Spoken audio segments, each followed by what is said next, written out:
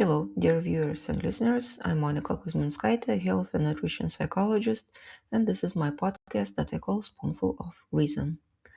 This week we focus on bulimia. Bulimia is an eating disorder characterized by binge eating episodes accompanied by a sense of loss of control. Binge eating is usually followed by attempts to get rid of the food that was consumed by vomiting or taking laxatives. Recent research findings clearly distinguish bulimia from lack of willpower. Bulimia is an intense conflict between a highly active reward system and dysfunctional braking mechanism in the metabolic system. Restriction, binge eating, and purging are integral parts of the bulimia cycle. The purging phase typically causes a sudden sharp rise in ghrelin levels and a significant decrease in peptide YY levels. The primary function of ghrelin is to create a feeling of hunger, while peptide YY creates a feeling of fullness, reduces appetite, and slows the movement of food through the digestive system. The body interprets this as a fasting phase, and the subsequent binge eating becomes an almost inevitable bodily reaction. Studies of brain activity show that the bulimia cycle promotes physical changes in the brain, making this habit more automatic and harder to control consciously. Bulimia is characterized by insulin resistance due to particularly sharp rise in blood glucose levels during binge eating episode. This insulin resistance affects dopamine signaling. The body requires more food to achieve the same sense of satisfaction from eating. As a result, bulimia often worsens over time. During a binge eating episode, a person experiences a sense of euphoria and detachment from reality, but to achieve the sensation, they eventually need to eat more and more. In groups of people with bulimia, the prefrontal lobe of the brain responsible for rational decision making is significantly less active than in groups of healthy people. If people with bulimia start eating healthy, this effect disappears. Thus, the effect is likely to be an exactly opposite. The healthy diet restores clear thinking and willpower, and not the other way around. It has also been found that a bad mood occurs a few minutes before a binge eating episode, while food restriction begins much earlier, 24 to 48 hours beforehand.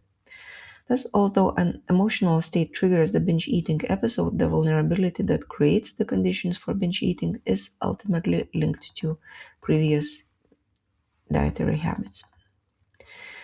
To help yourself or others with bulimia, let's first focus not on even more intense efforts or willpower, but on calming the disrupted nervous system.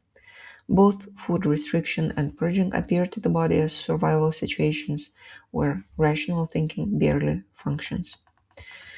So, for a while, stick to so called mechanical eating and the rule of three. Three meals, three snacks, no less than every 3 hours. The goal of this practice is to teach the body to eat regularly and to convince the brain that there will be no food shortage. Learn to tolerate strong urges to eat or binge. Studies show that such urges last 20 or 30 minutes and then pass. Don't fight the urge, it will only create more stress. Just acknowledge what's happening. I'm feeling a strong urge, maybe an 8 out of 10. My brain right now is craving dopamine.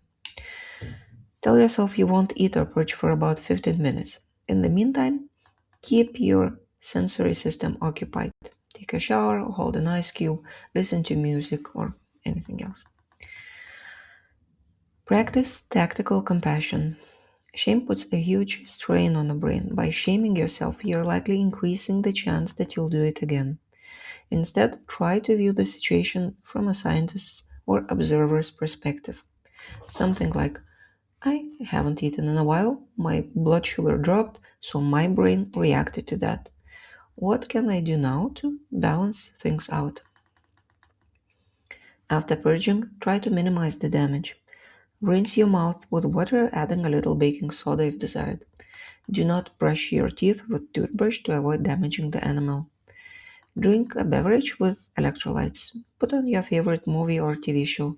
Call some friends or do something else that makes you comfortable. Be sure to eat your next scheduled meal. If you try to compensate in any way, it will only reinforce the cycle of bulimia. Identify your triggers and learn to regulate them.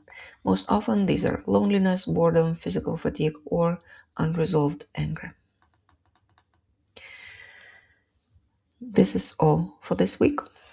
I'm Monica Kuzminskaite, health and nutrition psychologist. I help to resolve simple or complicated issues with emotions, behaviors, or thoughts. I write, I give lectures, and I provide psychological counseling.